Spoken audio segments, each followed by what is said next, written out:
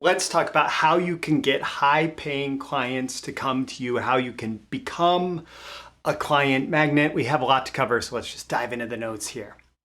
Okay, step one, I want to address principles because it's always the principles and strategies that are going to lead you to be able to apply this no matter the market, no matter the industry, no matter the situation. If you apply the right principles, you're going to be able to adapt it to your techniques and tactics that are going to work best for you in your market, in your business. All right. Now, I talked about becoming a client magnet. I want to be specific here. I'm talking about an electromagnet. Maybe you've seen one of those videos, or maybe you've seen it in person, where there's this giant magnet at the dump, right? And the giant magnet is on a crane, or maybe it's on like an excavator type arm, and they put it over a pile of trash, and they turn it on, and suddenly all the metal, at least all the ferrous metals, all the iron-based metals, stick to it, right? And then it's able to pick it up and it's able to move it over wherever they want to move all that metal to. And then they turn off the magnet and they drop it, right? The secret here is that when the electricity is running through that magnet, it's able to attract all the metal to it, right? Without that electricity running through the magnet, it's not actually a magnet at all. And well, so many of the principles that I'm going to be talking about here will work on some level. It's like a little bit of retained magnetism without electricity. We'll talk about what that electricity is in a second. This really works especially well when you're able to put electricity into it. So, a few critical principles here behind the electromagnetic client attraction system. Whoever can pay the most to acquire a customer wins. Whoever can pay the most to acquire a customer wins. So what sends the current into this client magnet? It is your ability to invest in paid advertising. Now, I don't want you to just throw a bunch of money at attracting people who you are then asking to pay, $5,000, $10,000 or more right away. What I want to do is I want to help you understand what it takes to build a paid client acquisition system where the cost of acquiring clients in terms of the net cost is almost zero. Okay, so it's based on this principle, whoever can pay the most to acquire a customer wins. It's also based on what Russell Brunson teaches as a value ladder, and that is an ascending series of offers that are appropriate for customers at different levels, such that when the broadest audience possible is interested in buying the lowest ticket offers that you have out there, right? And they're very easy to buy, they're very easy to consume, they're very easy to get value out of. And then as someone becomes a better and better client, or as the better and better clients sift and sort their way through the system, then they're given opportunities to spend more within what you do. So there's an introductory offer that's something very easy to consume, very easy to buy. There's something a little higher end for people who are a better fit for that. And then there is the highest ticket offer for people who are ready, willing, and able to spend the most money with you. Another important principle here is essentially, I just took the entire book name, 80/20 Sales and Marketing, from Perry Marshall. And it's the 80/20 power curve within that within any given grouping of customers, 20% of those people are spending 80% of the money. The ratio is never perfect, but there is a power curve. There's an uneven distribution of resource distribution, of spending patterns, of all of that there will always be a vital few and a trivial many in terms of their contribution to the total output of the system. So what you're looking to do is as quickly as possible, sift and sort out who within your audience is ready, willing, and able to become a high-ticket client. And then, if you have that system in place to sift and sort those people, to build as big of an audience as possible, as fast as possible. And The way that you do that is through something that I've called RFM hacking. RFM is recency, frequency, and monetary. And this is an observation from direct response marketers that you can sift and sort your audience based on these three factors. If someone has spent money with you recently, if they've responded to your offers recently, if they've spent money with you frequently, and if they have spent a lot of money with you monetary, right? And the people who have spent the most money with you most recently and most frequently are going to be the people who are actually predisposed to spend even more. And it's a buyer's a buyer's a buyer, right? RFM hacking is specifically setting up a scenario in which people are able to spend money with you in a very short period of time. They're able to do multiple transactions with you, and the people who have the most money that they are happy to spend with you based on the value that you're delivering here. I'm talking a lot in marketing terms. I'm talking a lot about customer ascension terms. I'm talking a lot about like pulling profit out of the system, but they're only going to do this if your offer is attractive and valuable to them. Okay, so you have to understand that. You have to put that in place. You have to emphasize how much value you are giving to them, because that always has to outweigh whatever you're asking for them to spend, or else they're not going to spend it with you, right? But if you set this system up in the right way, what it does is it hacks RFM. It essentially gives those people who are ready, willing, and able to spend opportunities to spend money in short order, frequently with you, and spend a lot of money if they are that perfect client for you. We're also using a 40-40-20 shortcut. Now, 40-40-20, that's another lesson out of direct response marketing that in the context of a marketing campaign, 40% of the results come from the audience that it's going to, the list that it's going to, the people who are seeing that campaign. 40% of your results are just dictated based on who you're sending it to. 40% of your results are based on the offer that you're making. How appealing, how exciting is that offer? How well does it meet the needs, the unsolved problem or the unfulfilled desire of that 40%, the audience that you are sending it to? At that point, you've solved 80% of your issues and you haven't even started to create any marketing yet. At that point, you've dictated 80% of your response and you haven't started to create marketing yet. The final 20% that dictates the success of your offer is how you present it. So everything from the copy that you write to the media that you choose, to how you lay out the page, to all of that, right? But if you don't nail getting in front of the right audience with the right offer, then you're going to struggle. And if you have a perfect offer for a perfect audience, it's going to be so much easier. And a lot of this does come down to, if you go out to like the great unwashed masses and you try to sell them whatever your high ticket offer is, and they don't know you at all, you are going to struggle. Right? You're gonna struggle. If you go out to the great unwashed masses and you give them something that's really easy to buy, something that's really easy to get a lot of value out of, and then the people who respond to that, you give them an opportunity for more and an opportunity for more and an opportunity for more, and you kind of breadcrumb your way into this higher ticket offer, well, then you're going to be, number one, making the high ticket offer to the perfect audience. It's going to be the perfect offer because they've already expressed interest in your previous offers. And so all the copy, all the communication, all the messaging around it is going to be so much easier. So how do we do this? How do we build this? Step one, we lay out the welcome mat. This is my term for tripwire offers. I don't really love tripwire because, it implies you're blowing up your customers or like laying a booby trap for your customers.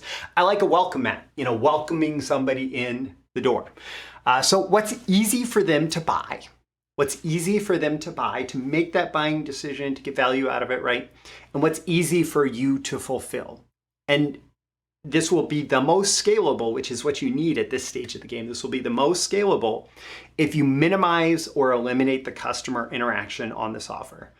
Yes, it's great to be available to your customers. Yes, it's great to connect with your customers. And at the same time, in order to drive this price down below $10 preferably, so it's like super easy for someone to buy, there's no real price resistance or anything built into the offer, you want to minimize the amount of customer interaction.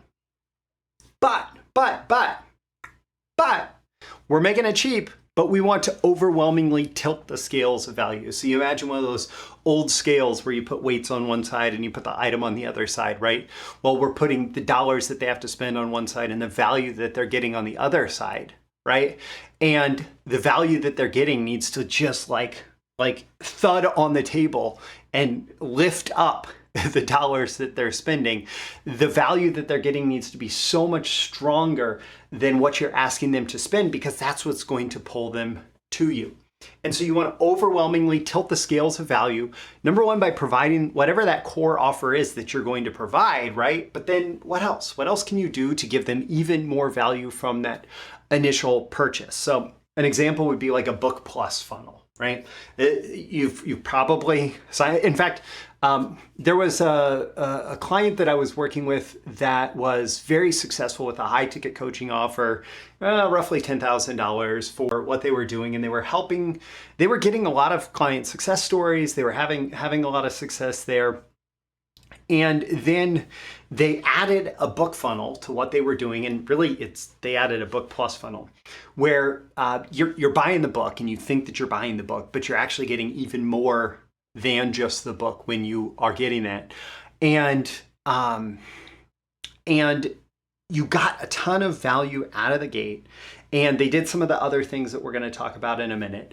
But what happened with this is that their higher ticket coaching program suddenly became even easier to sell because they had people who were fully qualified, fully motivated, fully educated about what the higher ticket coaching program could do for them. And they even gave people a little bit of a DIY opportunity to implement by following the instructions in the book. And so people were getting excited about what they could do. And then they were becoming better customers for the higher ticket coaching program, right?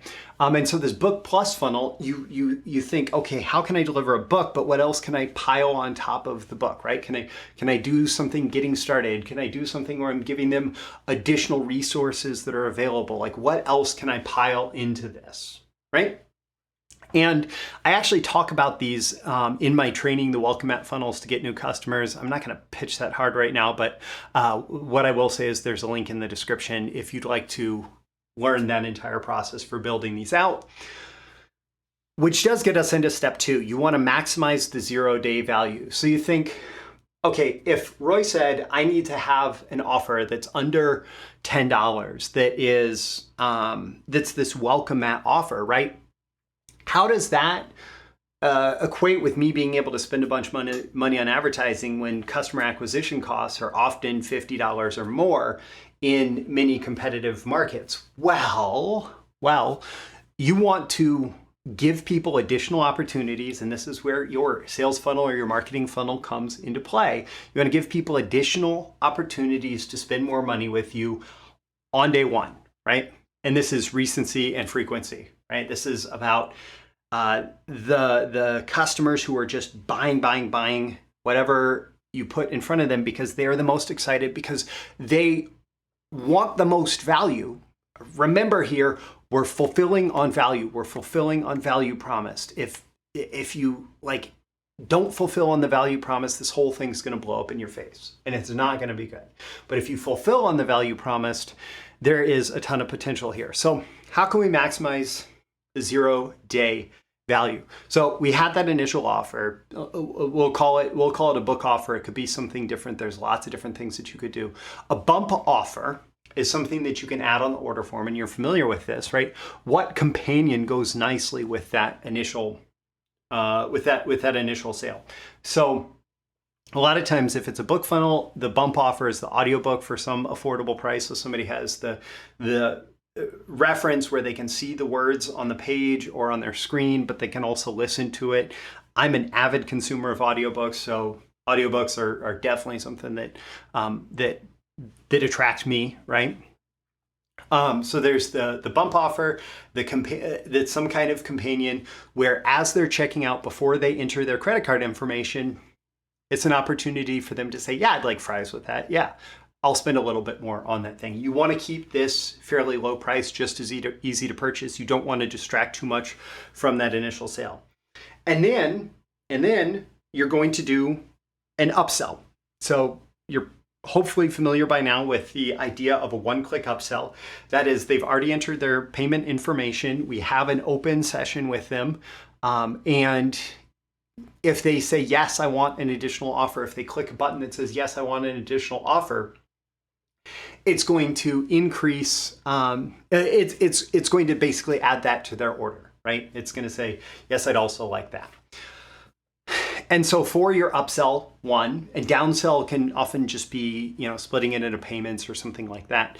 For the upsell one, you might want to just give them more of what they just bought. If there is something that makes sense that is an addition to what they just bought, yeah, give them that. If there's a way to get it faster, easier, cheaper, right? If there's a way to get the results faster, easier, cheaper. So some kind of action plan, something that gets them the results with less investment on their part. Maybe there's templates, maybe it really depends on your offer. There's a lot of thinking that actually goes into how you build out these offers, and I'm not going to cover that in this episode, but the whole point is this initial upsell, you might want to give them more. You might want to get them results faster, easier, cheaper, or you might identify a next need. You might identify, okay, if that gets you XYZ result, what's the next thing that you're going to need, right? And then this is typically followed by yet another upsell or and downsell, right? There's going to be different potential purchases that are going to make sense in sequence with each other.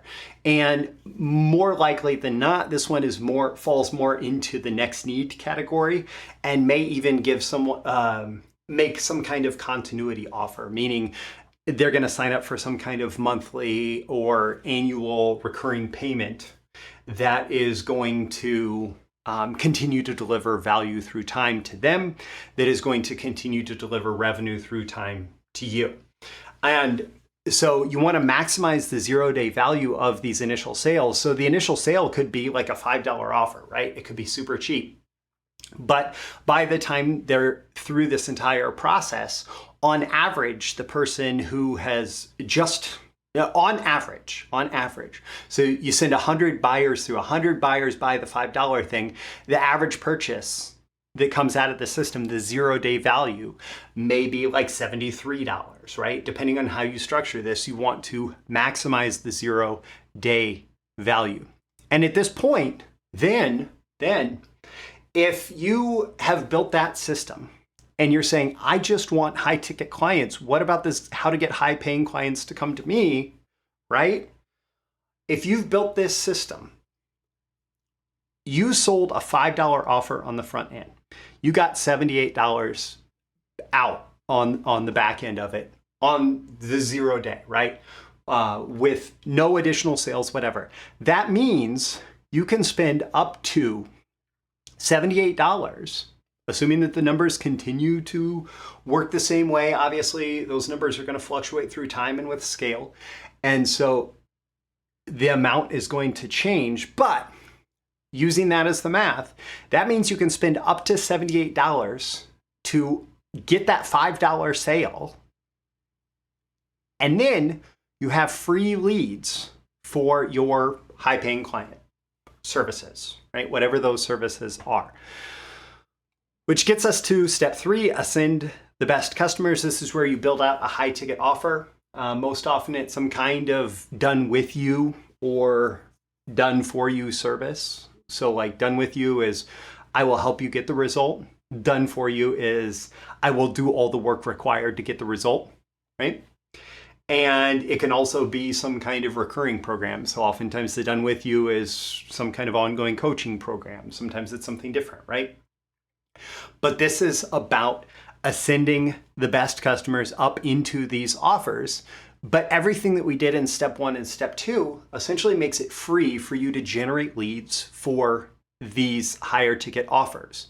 And that's the whole electromagnetic principle that I'm talking about here, that if you can generate electricity, if you can generate revenue that you can use to feed the machine to get the machine working so that you have people coming in the front door on that $5 offer. You have people buying the next level and the next level and the next level. And then those people are basically converts to your system, whatever your system is. And then you have an opportunity for them to buy more from you. That small segment within your audience that is most interested in buying more, those people will readily ascend into becoming those high ticket clients that you're looking for. Call to action for you in this episode. Don't forget to like and subscribe so you can get more content like this delivered to you. Ask yourself how you can use this. The links in the description include welcome mat funnels to get new customers, where I break down that whole welcome mat funnel strategy in much more detail. That's part of the BTMSinsiders streaming library of copywriting and marketing courses, where you just sign up, you pay one low fee, you get access to everything. It's ridiculous, but you can still do that today. Also, if you want help building out a system like this for your business, or even just thinking through the offer strategy for what's going to work at the different levels, I do offer fractional CMO and copy chief services for direct response marketers. There's a link in the description to that. Look for where you can book your welcome call with me. I'm Roy Furr, this is Breakthrough Marketing Secrets, and I'll catch you again in the next episode. See you soon. Thank you once again for tuning in to this daily episode of Breakthrough Marketing Secrets. Remember, check out the links with this episode for even more value. Now make sure you like, comment, share, subscribe, and engage in every way you can to keep this show going and growing and delivering daily value to you. I'll catch you soon for your next big breakthrough.